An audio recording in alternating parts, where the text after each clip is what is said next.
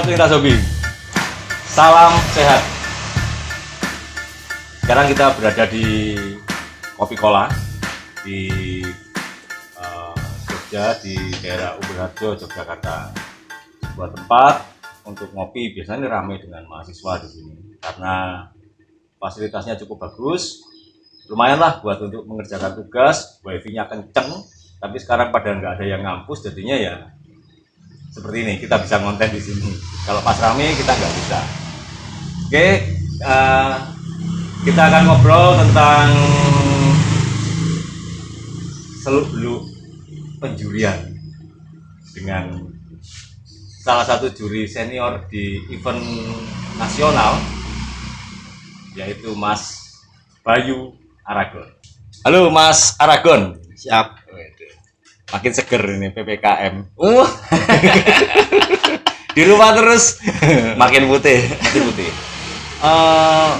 Otomatis kegiatan di lapangan juga nggak bisa jalan ini Mas, atau gimana nih? Iya, hampir 100% vakum. Di Singosaren, Iya. termasuk di PPI juga nggak ada kegiatan ini Mas. Iya, cuman kalau di PPI ada sedikit program. Jadi tetap kita rangkul untuk teman-teman peternak. Jadi itu yang masih bisa kita lakukan, silaturahmi antar peternak yang pengen masuk dalam lingkup payung PPI, peternak PPI. Cuman itu aja. Kalau masalah lombanya vakum dulu. Oke. Berarti ini lebih cenderung ke door to door ya, ke peternak. Iya. Ngopi bareng. Ngopi bareng, sambat bareng. Iya, nangis bareng. Ini Mas Aragon. Mas Bayu Aragon. Namanya Setil. Anak Surabaya ngomong setil iki, Jon. Aragon. Apa sih Mas falsafahnya Aragon itu? Aragon dulu awal mulanya tuh waktu saya ternak lobet, cari-cari nama apa ini, apa itu, dan akhirnya saya muncul Dragon ya awalnya. Dragon, terus bersama saya punya baby anak pertama. Saya kasih nama Ara, jadi maksudnya Ara the Dragon, ketemunya Aragon. Yang ini cewek atau cowok? Cewek. Aragon. Iya, Terus Ara itu nama dari anak. putrinya itu. Iya, Dari terus Dragon, naga. Dragon. Jadi putri naga atau gimana? Saya suka tokoh naganya aja juga sih. Oh gitu. Filosofi naganya saya suka. Oke, ada harapan apa sih dari Aragon itu sendiri? Kuat itu aja, abadi itu aja. Naga kan abadi ya. Jadi abadi tapi nggak nyata juga sih. Dipercayai ada ya? Ada. Dipercaya ada. Oke Mas Aragon. Di gantangan Putra Mataram. Iya. Gantangan tertua di Yogyakarta, Jon. Ini Putra Mataram secara organisasi ya yang tertua. Nggih. Atau mungkin sebelumnya sudah ada gantangan lainnya ya sebelum Putra Mataram? Sejarahnya sudah ada sebelum Putra Mataram. Jadi ada LPP apa-apa itu sebelumnya juga kurang-kurang begitu mengikuti terus. Tetapi untuk saat ini dari gantangan 3 awal itu yang masih berdiri sampai sekarang tanpa putus, tanpa vakum ya Putra Mataram, dan saya sama teman-teman cuma jalan ke tongkat estafet generasi mudanya sekarang lah. Kalau dihitung dari Putra Mataram itu Mas, jenengan sudah generasi yang keberapa ya, kira-kira ini? Kurang lebih yang ketiga mungkin ya. Yang ketiga mungkin, karena yang awal-awal dulu yang sepuh-sepuh seperti almarhum Mbah Agus, terus yang generasi keduanya seperti almarhum Pak Eko Dipo. Nah, itu ya mungkin sekarang giliran kita untuk jalan kita pakai estafet. Berarti ini ya, juri-juri senior yang saya tahu itu muaranya dari Putra Mataram. Iya, Kebanyakan ya, kebanyakan iya. yang senior itu. Karena sesuai jam terbang pada saat itu gantangan yang aktif ya Putra Mataram. Iya, Nah sekarang Putra Mataram itu banyak sekali juri-juri muda ini Mas ya di situ. banyak banget. Memang visi misinya Putra Mataram itu mengerogikan juri-juri baru atau sekedar harus menjalankan tongkat estafet. Selain menjalankan tongkat estafet, saya juga karena dipasrai untuk generasi yang sekarang, saya sedikit merubah mindset Singosaren itu jadi kayak sekolah penjurian. Makanya di bawah gambar Singosaren di situ ada School of Judging soal untuk penjurian burung. Jadi kita juri itu nggak asal juri. Kita selain punya feeling, selain kita hobi di burung, indera perasa hati kita juga lebih sensitif untuk burung, itu kita juga punya hitungan, punya aturan, punya etika untuk menjuri. Itu aja.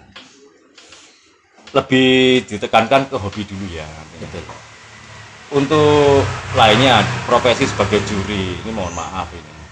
Profesi sebagai juri secara profit Iya. menjanjikan nggak sih sebetulnya?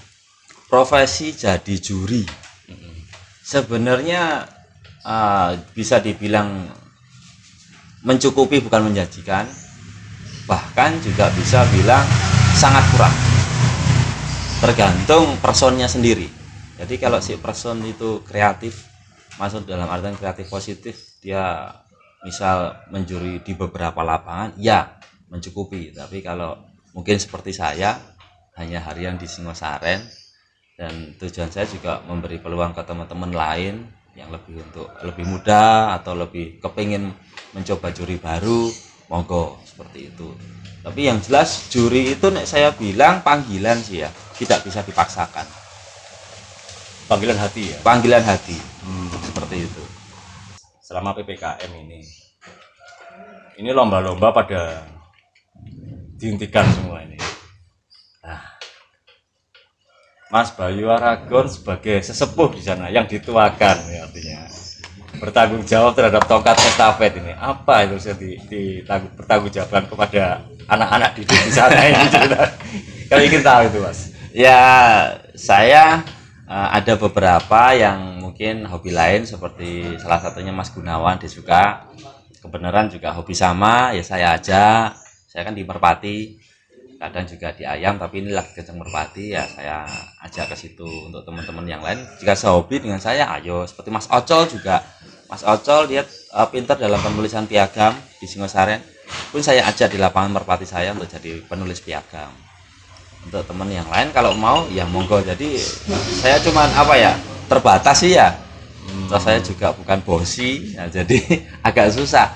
Untuk yang lain lagi ada siapa itu, kalau nggak salah Arniko itu juga main kemarin, ya sempat dodol wedus. Oh, momennya kebetulan bertepatan Iya. dengan Ya pokoknya saya cuman bilang nyemangati teman-teman, apa yang bisa dilakukan selain menjuri ya monggo. Tetap jaga silaturahmi. Kadang juga malam saya ke tempat Mas Boy salah satu juri saya, main ke sana. Ya memang waktu seperti ini kan pukulan mentalnya untuk ekonomi, terutama apapun speknya itu kena semua. Jadi ya namanya kita juga nunut nang negarane, bukan negara londo ya, negarane dhewe. Ya kudu manut aturan itu aja. Oke Mas, langsung kita ke masalah teknis penjurian. Nah, teknis penjurian itu ada 60 gantangan. Singosaren memiliki kapasitasnya 60 gantangan. Iya. Kriteria burung bagus yang layak dilombakan dan layak juara itu yang seperti apa sih masyarakat? Burung bagus ini banyak, tetapi yang saya sering dengar macam baca di Facebook itu, mana ku kerja apik tapi ra juara, seperti itukah yang ditanyakan ya mungkin? Kualitas mungkin. Nah, kualitas. Sebelum kita lari ke kualitas, kita harus pahami dulu namanya burung kerja. Kita nggak ngomong burung yang nggak kerja atau bahkan nggak bunyi. Nah itu, saya bilang kerja itu kita bagi. Ada kerja bagus, kerja istimewa, yang satunya benar-benar kerja yang benar-benar mendominasi, atau bahkan asal kerja. Asal kerja itu juga bunyi dari awal sampai akhir. Kerja bagus itu juga bunyi, tapi pasti materinya lebih bagus dari yang asal kerja. Yang kerja istimewa lebih bagus dari yang kerja bagus tadi. Oke. Nah kayak gitu. Harus bisa memilah-milih. Nah untuk hasil yang kita juarakan itu, seorang telinga juri indera perasa hati juri harus bisa memilah-milih yang seperti itu. Berarti begini, cara pandangnya berarti bukan ke burung itu secara individu, tapi ke rival.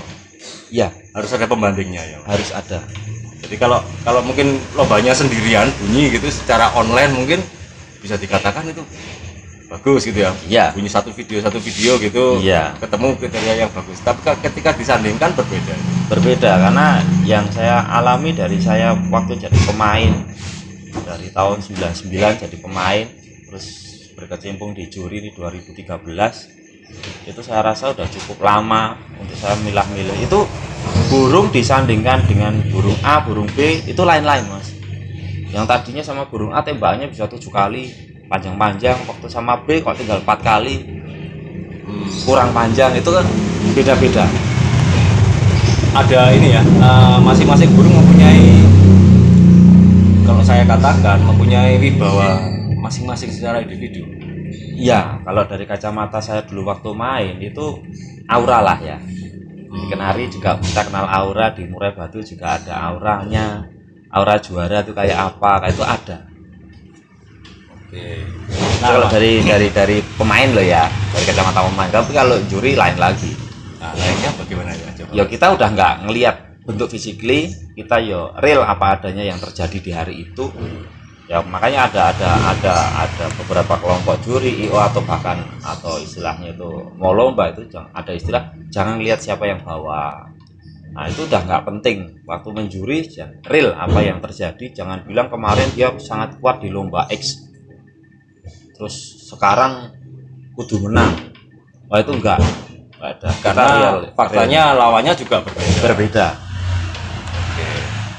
Nah mas, ada kalau di Singosaren di Putra Mataram itu ada 6 juri yang bertugas ya. Iya. Jurinya 6. Kemudian ada koordinator lapangan juga.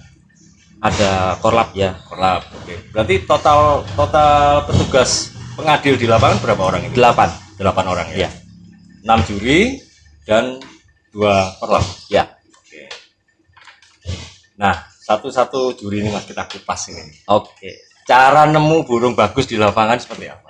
Cara nemu burung bagus di lapangan. Sebelumnya kita bertugas, itu kan sering ada briefing. Ya, kita samakan dulu persepsi. Kalau nyamak ke selera itu nggak bisa. Menyamakan dulu persepsi, biar selera itu hampir sama. Hampir loh ya. Jadi, pada waktu kita bertugas 6 juri itu menemukan burung yang bagus, boleh beda, tetapi tetap dalam grafiknya mengerucut gitu. Jadi untuk biasanya ada kan kita tahu sendiri pecahan bendera A dan B pecah ada. Nah itu masalah selera. Itu nilainya tipis, 100 ke 50 itu tipis. Itu monggo. Makanya tapi kalau udah yang A sendiri, yang lain nggak nemu, ya itu perlu dipertanyakan.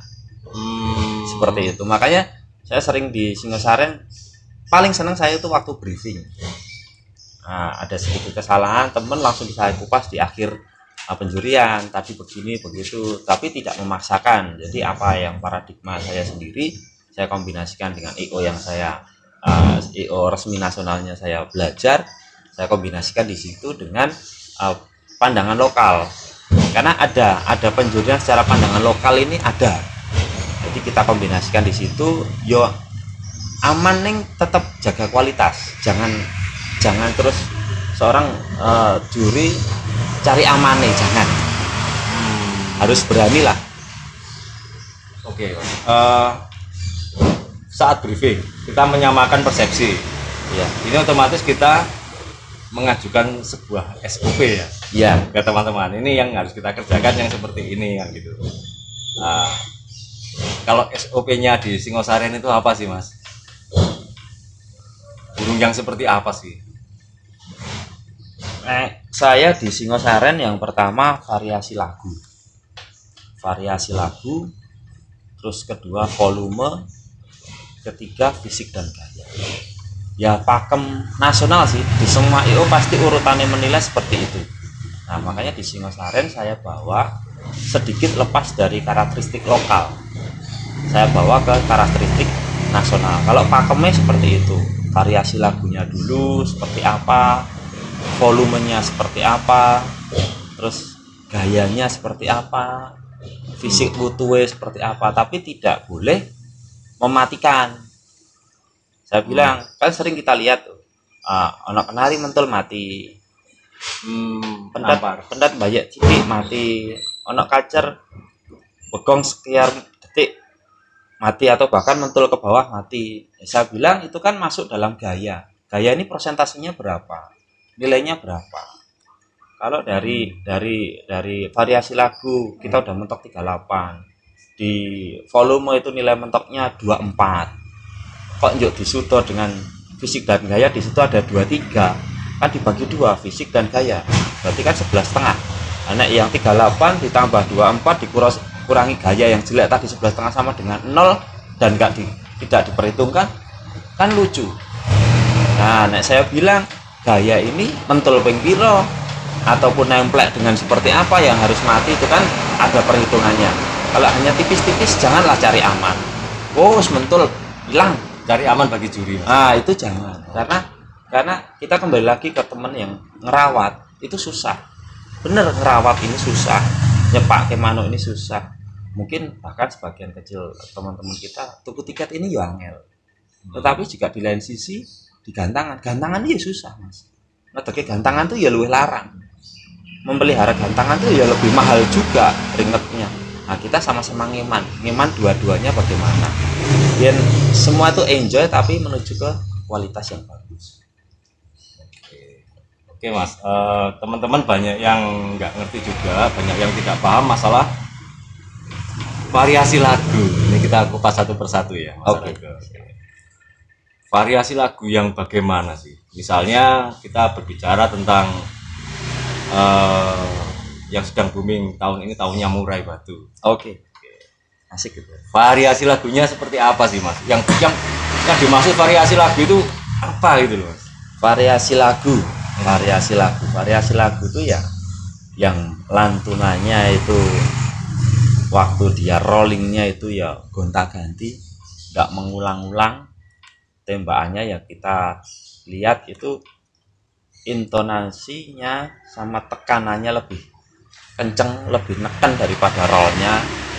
Yang jelas rollnya dulu, karena kita tahu sendiri ada beberapa karakteristik yang nembak itu lebih diprioritaskan. Ya toh. Tapi kalau untuk saya yang terutama di Singosaren terutama, itu variasi lagu itu saya bilang titik letaknya lebih berat di rollnya, karena kebanyakan tembak itu lebih ke arah mono.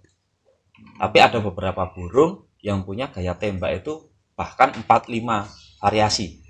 Nembak celilin, nembak gereja, nembak kapas, nembak jenggotan, bahkan nembak bayeman itu ada. Tapi kan mungkin langka burung seperti itu, ada tapi mungkin langka.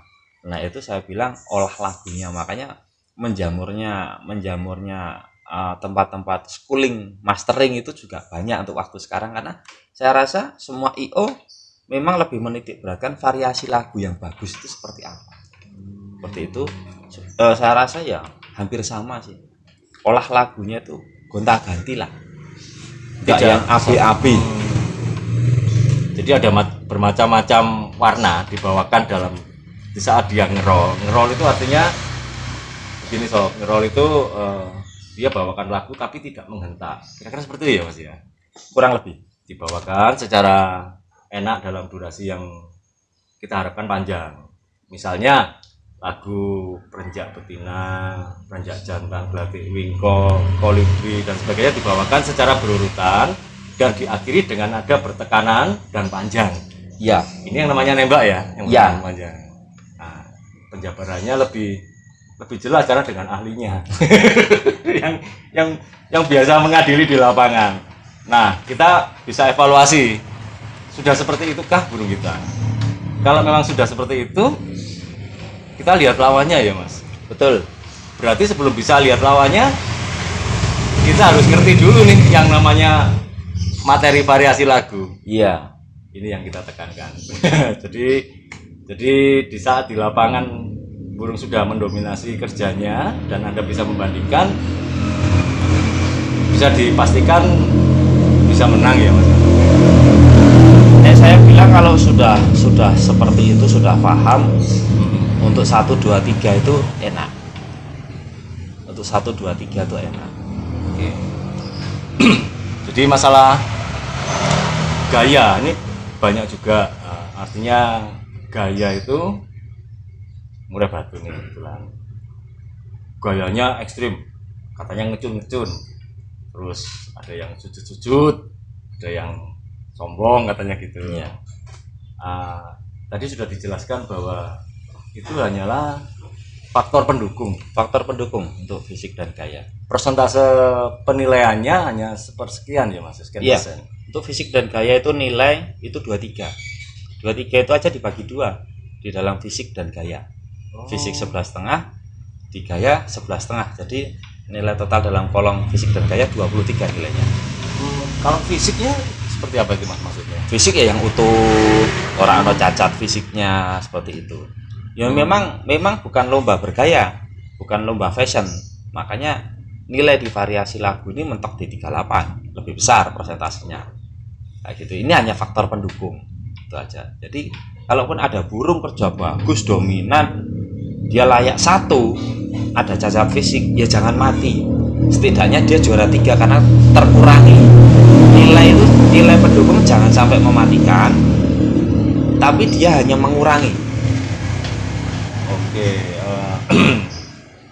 misalnya ada yang sampai nebok sekali, terus padahal dari awal dia kerjanya sudah mendominasi, variasi lagunya juga sudah bagus, ada satu pelanggaran, kepleset dan sebagainya, nebok sehingga dia tidak juara.